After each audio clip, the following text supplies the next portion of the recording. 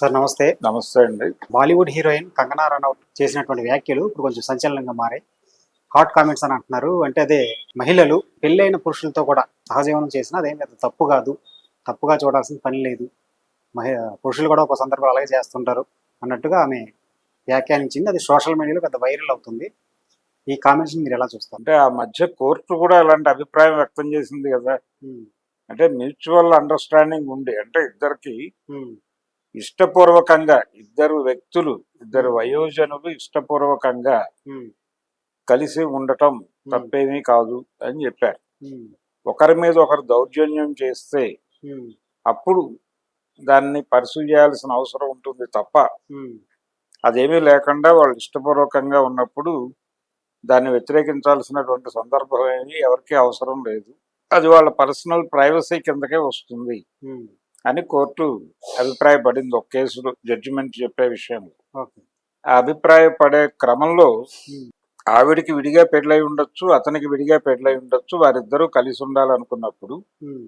దాన్ని అంటే నైతికంగా హ్మ్. నైతికంగా తప్పు పడితే పట్టొచ్చేమో గాని హ్మ్. లీగల్‌గా దాన్ని తప్పు అనటానికి అవకాశాలు ఏమీ లేవు అని చెప్పేసి ఆ తీర్పులో స్పష్టంగా చెప్పేశారు. హ్మ్. అందుకని నైతికంగా ఇక్కడ దాడులు జరుగుతాయి. ఈ నైతిక దాడులు లీగల్ బౌండరీస్‌కి లోబడి ఉండవు. హ్మ్. ఇవి దానికి అతీతంగా జరుగుతాయి. దాడులు జరుగుతాయి, చంపుకోవటాలు జరుగుతాయి, చంపేయటాలు జరుగుతాయి. ఓకే. అక్కడ దాకా వెళ్తుంది వ్యవహారం. హ్మ్. ఇప్పుడు తన ఒక ఒక వ్యక్తి అతని భార్య వేరే వారితో ఉంది అనే విషయం తెలిసినప్పుడు, హ్మ్. లేదు ఆవిడకి వేరే రిలేషన్ ఏదో ఉంది అని తెలిసినప్పుడు కూర్చోబెట్టి మాట్లాడి, నిజం నాకు ఈ విషయం అర్థమైంది హ్మ్. కాబట్టి నాతో ఉండటం కన్నా అతనితో ఉండటం అనేది మీరు బాగుంటుంది అని ఫీల్ అయితే హ్మ్. ఇమ్మీడియట్ గా వెళ్ళిపోండి, హ్మ్. ఇక్కడి నుంచి ఖాళీ చేసి నాకు ఏ అభ్యంతరము లేదు హ్మ్. అని చెప్పే భర్తలు ఉన్నారా మన దగ్గర హ్మ్. అని చెప్పడం సాధ్యం అవుతుందా? ఈ ఈ ఈ అమ్మాయి భార్యగా మాత్రమే కాకుండా అతని ప్రాపర్టీగాను, అతని గౌరవంగాను, అతని తాలూకా అన్నిటికీ ఆ అమ్మాయి సింబల్ గా ఉండిపోతుంది అక్కడ. హ్మ్. ఈ భార్య అనేటువంటి దాన్ని ఒక సింబల్ గా మారుస్తారు హ్మ్. 100 వ్యవహారాలకి. హ్మ్. ఈ 100 వ్యవహారాలకి సింబల్ గా మారిపోయినటువంటి అమ్మాయి ఎప్పుడైతే ఇతనితో కాకుండా వేరే వాళ్ళతో రిలేషన్ లో ఉందని తెలిసిందో హ్మ్. ఇమ్మీడియట్ గా ఈ 100 పతాకాలు కూలిపోయినట్టుగా ఫీల్ అవుతాడు ఇతను. హ్మ్. ఫీల్ అయి దాడికి దిగుతాడు. ఈ దాడి నైతికంగా అతనికి ఒక సమర్థన కూడా దొరుకుతుంది సమాజం నుంచి. హ్మ్. ఆ నైతిక మద్దతు కూడా కూడగట్టి హ్మ్. ప్రపంచం అంతా తప్పని చెప్పి అటువైపే తప్పంటుంది ఓకే. నైతిక కోణంలో ఆలోచించి. హ్మ్. ఈ దాడికి ప్రేరణలు ఉత్ప్రేరణలు అన్ని దొరుకుతాయి. అతను వెళ్ళి నిర్మమాటంగా దాడి చేసేస్తాడు. హ్మ్. పోలీసు వారు కేసు పెట్టినా గానీ అది సింపథెటిక్ వేలోనే నడుస్తుంది. హ్మ్. ఒకవేళ ఇవన్నీ ఆలోచించి ఎందుకొచ్చిన గొడవ, పంపించేద్దాం అని అనుకుంటే హ్మ్. ఈ నైతిక ప్రవచనకారులందరూ కూడా వాడిని చేతకాని వాడు అని చెప్పి స్టాంప్ వేస్తారు. హ్మ్. వెళ్ళిపోయితే నోరు మూసుకొని ఉన్నాడు తప్ప మాట్లాడలేదు హ్మ్. అని ఇంకొక ముద్ర వేస్తారు. హ్మ్. దాడి హ్మ్. సమాజం నుంచి దాడి జరుగుతుంది. ఓకే. లీగల్ గా అతను కరెక్టే, హ్మ్. కానీ నైతిక కోణంలో అతన్ని విక్టిమ్ చేసి కూర్చోబెడతారు రోడ్డు మీద. హ్మ్. ఇది సమాజం ఉన్నటువంటి పరిస్థితి. హ్మ్. అయితే ఈ పెళ్లి అనేది అదొక అదొక స్ట్రక్చర్ గా ఉంది మనకి. హ్మ్. అంటే కుటుంబానికి పునాది పెళ్లి అంటారు. హ్మ్. ఆ పెళ్లి అనేటువంటి పునాది మీద కుటుంబం అనేది అభివృద్ధి చెందుతుంది. హ్మ్. రిలేషన్స్ అక్కడి నుంచి డెవలప్ అవుతాయి. హ్మ్. పిల్లలు, ఆ పిల్లలకి పెళ్లిళ్ళు, ఇదంతా ఒక సంసార వృక్షం అక్కడి నుంచి నడుస్తుంది. కాబట్టి దీనికి విత్తనం పెళ్లి అనేది దానికి ఒక పవిత్రతను ఆపాదించి హ్మ్. వాళ్ళు నిండు నూరేళ్లు చచ్చిపోయేదాకా కలిసే ఉండాలి అని చెప్పేసి మంత్రాలు చదువుట ఈ ప్రోగ్రాం హ్మ్. హైందవంలో ఉంటుంది. అలాగే ఇతర మతాల్లో కూడా ఇదే తంతు ఉంటుంది, హ్మ్. ఇదే పద్ధతి, ఆకాంక్షలు ఉంటాయి అక్కడ. హ్మ్. కానీ వాళ్ళు కలిపి ఉంచుతోంది ఇద్దరు మనుషుల్ని అనే విషయం మర్చిపోతారు. హ్మ్. ఇద్దరు మనుషులు అంటే రెండు రెండు మెదళ్ళు. హ్మ్. ప్రతి మెదడు ఒక పద్ధతిలో ఎక్స్పోజ్ అవుతుంది సమాజానికి, హ్మ్. ఒక పద్ధతిలో సమాజాన్ని అర్థం చేసుకుంటుంది. ఒక మెదడు అర్థం చేసుకున్నట్టుగా ఇంకొక మెదడు సమాజాన్ని అర్థం చేసుకోదు. వీళ్ళు ప్రపంచాన్ని చూసే కోణంలోనూ దాన్ని వ్యాఖ్యానించే కోణంలోనూ తేడాలు ఉంటాయి. వ్యవహరించే తీరులో కూడా తేడాలు ఉంటాయి. వీళ్ళ వ్యవహారము, వీళ్ళు ఆలోచించే పద్ధతి, వీళ్ళు ఆలోచించే పద్ధతి కానీ ఇవేవి అవతల వాళ్ళకి నచ్చకపోవచ్చు కూడా. నచ్చనప్పుడు నచ్చలేదు అని చెప్తారు. చెప్పినప్పుడు యువతల వాళ్ళు సర్దుకుపోవటం జరుగుతుంది చాలా సందర్భాల్లో. సర్లే ఇక ఇంతకు మించి ఏం చేయగలం, ప్రపంచం అంతా ఇలాగే ఉంటుంది అనుకుని సర్దుకుపోయే వాళ్ళు కొంతమంది ఉంటారు. వెళ్ళలేని పరిస్థితి ఉంటుంది. అంటే బయటికి వెళ్ళి బతకగలవా అనేటువంటి భయం చేత కొంతమంది ఉంటారు అక్కడే పడి బానిసత్వంలో. అలా రకరకాల సరెండర్స్ మధ్య వివాహ వ్యవస్థ కొనసాగుతుంది తప్ప పూర్తి స్వేచ్ఛాయుత వాతావరణంలో పరస్పరం ఒకరి అభిప్రాయాలను ఒకరు గౌరవించుకుంటూ అలా నడిచేటువంటివి చాలా తక్కువ ఉంటాయి. ఉండవని నేను అంటలేదు, కొన్ని ఉంటాయి.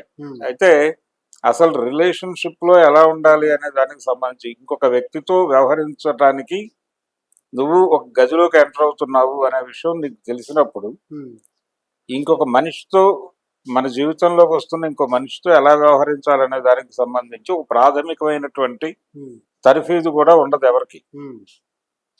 లేకుండా వెళ్ళిపోతారు. వెళ్ళిపోయి వీళ్ళకి ఆడవాళ్ళ మీద రకరకాల అభిప్రాయాలు, వీళ్ళకి చిన్నప్పటి నుంచి వీళ్ళ బ్రాటప్ లో నుంచి, తల్లిదండ్రుల నుంచి, ఫ్రెండ్స్ నుంచి, సినిమాల నుంచి, సమాజం నుంచి, నవలల నుంచి రకరకాలుగా ఎక్కేసి ఉంటుంది. ఈ ఈ బ్యాగేజీతో వాడు రూమ్ లోకి వెళ్తాడు. వాళ్ళకు కూడా సేమ్ బ్యాగేజీ ఉంటుంది. ఆ బ్యాగేజీతో వాళ్ళు ఉంటారు. ఈ రెండు బ్యాగేజీలు వీళ్ళ అభిప్రాయ వలయంగా ఏర్పడిపోయి అక్కడ చిన్న మానసికమైనటువంటి ఘర్షణగా మొదలై అది కలిస్తే కలుస్తారు, లేకపోతే కలవకపోవచ్చు కూడా. కలవనప్పుడు ఘర్షణ పడుతూ ఒకే చోట ఎందుకు ఉండాలి? ఈజీగా వెళ్ళిపోయేటానికి ఒక అవకాశం ఉండాలి కదా. అందుకోసం కదా విడాకులు అనేటువంటి చట్టం తీసుకొచ్చింది. అలా కలిసి ఉండక్కర్లేదు. బలవంతంగా విడిపోవడం అనేది ఖచ్చితంగా దాన్ని ప్రమోట్ చేయాల్సిన అవసరం ఉంది, గౌరవించాల్సిన అవసరం ఉంది. అది వివాదం కాకుండా విడిపోవటానికి ఒక సావకాశంగా ఉండాలి అనే ఉద్దేశంతో వాళ్ళు విడాకులు అనేటువంటి ఒక చట్టం తీసుకొచ్చారు. ఓకే, బాగానే ఉంది. కానీ దానిలోకి వెళ్ళటానికి కూడా వీళ్ళకి నైతిక పరమైనటువంటి ఇబ్బందులు ఉంటాయి. ఈ నైతిక ఇబ్బందులు ముఖ్యంగా ఇలాంటి రిలేషన్స్, వేరే రిలేషన్ లో ఉన్నారని తెలిసినప్పుడు కూల్ గా డైవర్స్ గా అప్లై చేయటం కూడా జరగదు చాలా చోట్ల. ముందు ఘర్షణలు జరిగి 100 పంచాయతీలు జరిగిన తర్వాత మాత్రమే కోర్టుకు వెళ్తారు. ఈ గందరగోళం, ఇంత వ్యవహారం ఉంది పెళ్లి అనే దాని చుట్టూ. అంటే ఇద్దరు మనుషుల్ని కలిపి ఉంచినప్పుడు వాళ్ళు ఏ క్షణమైనా విడిపోయే హక్కు వాళ్ళకి ఇవ్వాలి. అంటే విడిపోయే హక్కుని రిజర్వ్ చేసి కలుపుతున్నాం. మేం కలిపాం కాబట్టి మీరు కలిసి ఉండాలని రూల్ ఏం లేదు. మేము పెళ్లి చేసినాం, ఈ ఆదివారం పెళ్ళైంది, వచ్చే ఆదివారం లోపు మీరిద్దరూ మ్యాచ్ కారు అని మీకు అర్థమైపోతే హ్యాపీగా విడిపోవచ్చు. దానికి ఎవరికి చెప్పాల్సిన అవసరం లేదు అని చెప్తే ఈ దేశంలో మెజారిటీ పెళ్లిళ్ళు వారం 10 రోజుల కంటే ఉండవు. ఇది పరిస్థితి. కాబట్టి అదొక బలవంతపు వ్యవహారంగా నడుస్తున్నప్పుడు ఆ ప్రెజర్ లో నుంచి డీవియేట్ అయ్యి, అక్కడ ఏదో ప్రెజర్ ఉంటుంది, దాని నుంచి డీవియేట్ అవుతాడు. ఎక్కడో వీడి అభిప్రాయాలకి లేకపోతే వీడి వ్యవహార శైలికి మ్యాచ్ అయ్యేటువంటి ఇంకెవరో కనిపించినప్పుడు అక్కడ అట్రాక్ట్ అవుతారు. అట్రాక్ట్ అయినప్పుడు వీడు వివాహితుడు, వాళ్ళు అట్రాక్ట్ అవ్వచ్చు. వాళ్ళకి ఏదో ప్రాబ్లం ఉంటుంది. వాళ్ళు ఎందుకో అట్రాక్ట్ అవుతారు, వీళ్ళు ఎందుకో అట్రాక్ట్ అవుతారు, వీళ్ళిద్దరూ కలుస్తారు. కలిసినప్పుడు దీన్ని అక్రమ సంబంధం అని మాట్లాడతాం. అయితే ఇది అక్రమ సంబంధంగా స్టాంప్ వేసి నేరంగా భావించి వీళ్ళిద్దరికి ఏదైనా శిక్షలు ఉన్నాయా లీగల్ గా అంటే అటువంటివి ఏం లేవని చెప్పి కోర్టు వారు చెప్పేశారు. ఇద్దరు ఇండివిజువల్స్ వాళ్ళు వయోజనులై ఇష్టపూర్వకంగా కలిసి ఉండటం అనేది ఇంకొకరికి ఇబ్బంది కలిగించని పరిస్థితుల్లో, అంటే అక్కడ వాళ్ళు ఉన్నటువంటి ఏరియా కానీ ఇంకా దేనికైనా ఇబ్బంది కలిగించకపోతే ఏం పర్లేదు, దాని గురించి మాట్లాడే హక్కు ఎవరికి లేదు చెప్పేసిన తర్వాత దాని మీద నైతిక శాస్త్రవేత్తలు చాలా దాడులు చేశారు ఆ జడ్జిమెంట్ మీద. ఉమ్, చాలా చర్చ జరిగింది. అయితే వీళ్ళ కుటుంబాలు ఏమైపోతాయి అంటే రెండు కుటుంబాలని మెయింటైన్ చేయొచ్చు. ఉమ్, ఈ రిలేషన్ని ఎంత పవిత్రంగా మెయింటైన్ చేస్తున్నాడో వాడి వివాహ జీవితాన్ని కూడా అంతే పవిత్రంగా హోల్డ్ చేయొచ్చు. ఉమ్, ఖచ్చితంగా పెళ్లి చేసుకున్న తర్వాత ఆడు ఇంకో రిలేషన్లోకి వెళ్ళకూడదు, ఆవిడ కూడా ఇంకో రిలేషన్లోకి వెళ్ళకూడదు అనటం తప్పు. ఆ స్వేచ్ఛ ఉండాలి వాళ్ళకి ఉమ్, అన్ని విధాలుగా. ఆ స్వేచ్ఛని ఇచ్చేయాలి. ఆ స్వేచ్ఛని అడ్మిట్ చేయని పరిస్థితుల్లో విడిపోయే హక్కు ఉండాలి. అందుకని విడిపోయే హక్కును రిజర్వ్ చేసి పెళ్లి చేయటం మంచిది. ఉమ్, ఈ గొడవలన్నిటికీ ఇస్లాంలో ఆ సౌలభ్యం ఉండేది. ఉమ్, అంటే ట్రిపుల్ తలాక్ అని ఒక అవును. ఇది ఉంది కదా మనకి పంచాయతీ. ఉమ్, వాళ్ళు 3 సార్లు తలాక్ అనేస్తే హ్యాపీగా సంచి సర్దుకుని వెళ్ళిపోవచ్చు అన్నారు కదా. అవును. అంటే విడిపోవటం పట్ల ఒక సానుకూలత ఉండాలి. ఉమ్, బలవంతంగా కలిసి ఉండటం, బలవంతంగా కలిసి ఉంచటం ఉమ్, అనేది కరెక్ట్ కాదు. అది వ్యక్తి స్వేచ్ఛని హరించే వ్యవహారం. మానవ హక్కుల ఉల్లంఘనగానే చూడాలి. ఉమ్, పౌర హక్కులు కాదు, మానవ హక్కుల ఉల్లంఘన. ఉమ్, కాబట్టి మానవ హక్కుల్ని ఉల్లంఘించటం అనేది ప్రజాస్వామికత అనిపించుకోదు. కాబట్టి మనది ప్రజాస్వామ్యం అనుకుంటున్నాం కాబట్టి ఉమ్, ఇది ప్రజాస్వామ్యం అవునా కాదా అనేది వేరే చర్చ. ప్రజాస్వామ్యం అనుకుంటున్నాం కాబట్టి మానవ హక్కులకి గౌరవం ఇవ్వాలి. కాబట్టి ఎవరైనా చెప్పలేకపోవచ్చు అతనికి, ఉమ్, నాకు ఫలానా అతని పట్ల ఇష్టం ఏర్పడింది, అతనితో నేను ఉంటున్నాను అనే విషయం తన భర్త గారికి చెప్పేటువంటి మానసిక సంసిద్ధత ఉండకపోవచ్చు. ఓకే. లేనప్పుడు తెలిసినప్పుడు దాని మీద రియాక్ట్ కాకుండా గౌరవించి పంపించేసే పరిస్థితి ఉండాలి. ఉమ్, ఏమంటే మాకు తెలిసింది ఇలాగ విషయం, నేను అర్థం చేసుకున్నాను, ఓకే ఈ క్షణం నుంచి మనం ఎవరి బ్రతుకాళ్ళు బతుకుదాము అని కూల్గా ఒక కాఫీ తాగి హోటల్లో వెళ్ళిపోయే పరిస్థితి ఉమ్, ఉండాలి. అటువంటి పరిస్థితి వైపు డ్రైవ్ జరగాలి అని చాలా మంది కోరుకుంటున్నారు. ఉమ్, అలా ఇప్పుడు కంగనా రనౌత్ గారు సహజీవనాన్ని తప్పుపట్టడం అనేది పద్ధతి కాదు. ఉమ్, అంటే నైతిక కోణంలో ఉమ్, మానవుల్ని కంట్రోల్ చేసే ప్రయత్నం చేయకండి, నైతిక బెత్తంతో మనుషుల మీద దాడులు చేయకండి ఉమ్, అని చెప్పాలి. ఈ నైతిక బెత్తంతో జరిగే దాడుల వల్లనే హత్యలు, ఆత్మహత్యలు రెండూ జరుగుతాయి. ఉమ్, ఈ రెండిటికి కారణం నైతిక బెత్తమే. ఉమ్, అందుకని ముందు నైతిక బెత్తాన్ని రద్దు చేయాల్సి ఉంటుంది. ఆ ప్రయత్నం జరిగేంత వరకు దాడులు ఉంటాయి. కాకపోతే ఇది ఒక ప్రజాస్వామికమైనటువంటి డిమాండ్, ఒక ప్రజాస్వామికమైనటువంటి ఆకాంక్ష. సహజీవనం అనేది తప్పు కాదు. అలా ఒకవేళ ఎవరన్నా ఉంటే దాని మీద దాడి చేయమాకండి, సానుకూలంగా ఆలోచించండి.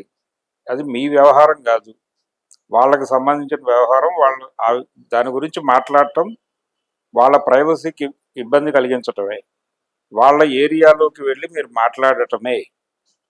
అప్పుడు ఇది నేరం అవుతుంది లీగల్గా నేరం అయినప్పుడు శిక్షలు కూడా పడతాయి. ఈ నైతిక బెత్తం పట్టుకుని వచ్చిన వాళ్ళందరికీ కోర్టు వారు శిక్ష ఇస్తారు. అందుకని ఇది మానవ హక్కుల ఉల్లంఘనగా చూడాల్సినటువంటి అవసరం ఉంది. ఈ జ్ఞానాన్ని అంటే ఈ ఎరుకని దీన్ని సమాజానికి కలిగించడం అనేది ఒక రెస్పాన్సిబిలిటీగా తీసుకోవాలి. ఒకవేళ ఆ బాధ్యత కంగనా రనౌత్ తీసుకోగలిగితే ఆవిడ ఖచ్చితంగా అభినందనీయురాలి. ఇది మాట్లాడేయటం అంత తేలిక కాదు. అంటే దీనిలో చాలా బ్యాగేజ్ ఉంటుంది, నైతిక పరమైనటువంటి మతపరమైనటువంటి బ్యాగేజీ చాలా ఉంటుంది. ప్రతి మనిషికి కనిపించదు. ప్రతివాడు ఒక 1000 టన్నుల బరువు మోస్తూ తిరుగుతూ ఉంటాడు రోడ్ల మీద.